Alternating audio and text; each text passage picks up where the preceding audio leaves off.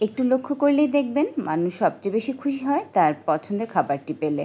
Hello viewers, আসসালামু আলাইকুম। It's me Sadia from lifestyle by Sadia.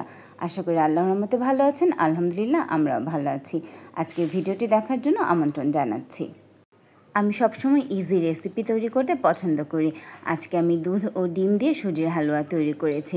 আপনারা যদি এভাবে কখনো ট্রাই না করে থাকেন আর যদি আমার রেসিপিটা আপনাদের ভালো লাগে, আশা করি আপনারা ট্রাই করবেন। একটি প্যানে সুজিগুলো আমি টেলে নিয়েছি। সুজি টালার সময় তাতে দারুচিনি, এলাচ ও তেজপাতা দিয়েছিলাম। সুজিগুলো যখন ব্রাউন হয়ে এসেছে তখন আমি এতে পর্যাপ্ত পরিমাণ ঘি দিয়ে আবার কিছুক্ষণ ভেজে নেব। যখনই ঘির খুব সুন্দর একটা ফ্লেভার বেরিয়ে আসবে তখন আমি সুজিটা ভাজা বন্ধ করে দেব। সুজিগুলোকে খুব সুন্দর করে টেলে নিলে সুজির হালুয়াটা একটু দানাদার হয় আর খেতেও ভালো লাগে, দেখতেও ভালো লাগে। আজ আমি সুজির হালুয়া তৈরিতে এক ফোঁটাও পানি দিইনি।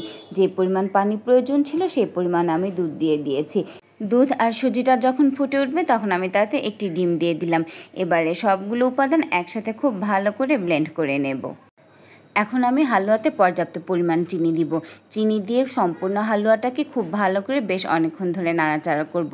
ততক্ষণ ধরে নাড়াচাড়া করব যতক্ষণ না পর্যন্ত প্যান থেকে হালুয়াটার গা একটু ছেড়ে ছেড়ে আসবে। সুজির হালুয়ার কালারটা কিন্তু মাশাআল্লাহ চমৎকার এসেছে। যেমন সুন্দর হয়েছে আশা করি খেতেও তেমন ভালো লাগবে। হালুয়াটা দেখেই মনে হচ্ছে হালুয়াটা একটু দানা দানা হয়েছে।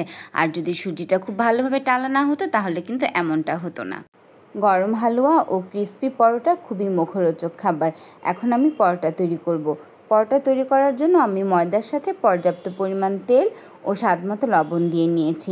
প্রথমে ময়দার সাথে তেল আর লবণটাকে একটু ভালোভাবে মিক্সড করে নেব। তারপর এতে অল্প অল্প করে পানি দিয়ে খুব সুন্দর করে একটা খামির তৈরি করে নেব।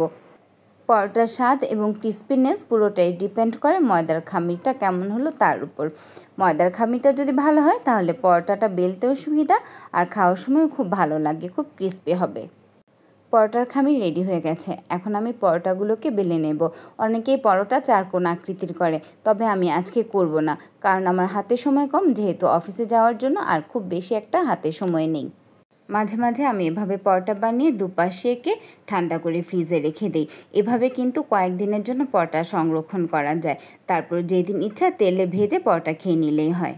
এখন আমি পরোটাগুলোকে ক্রিস্পি করে ভেজে নেব। চুলার আঁচ লো মিডিয়াম রাখবো, তাতে করে পরোটাগুলো খুব সুন্দর ক্রিস্পি হবে।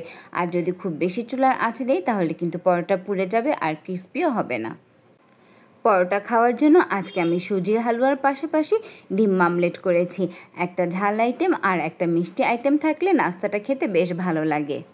আজকের মতো আমার রান্নাবান্না এখানেই শেষ। আমাদের ব্রেকফাস্ট রেডি, এখন খাওয়া দাওয়ার পালা। তো বন্ধুরা, ভালো থাকবেন, সুস্থ থাকবেন। আল্লাহ হাফেজ।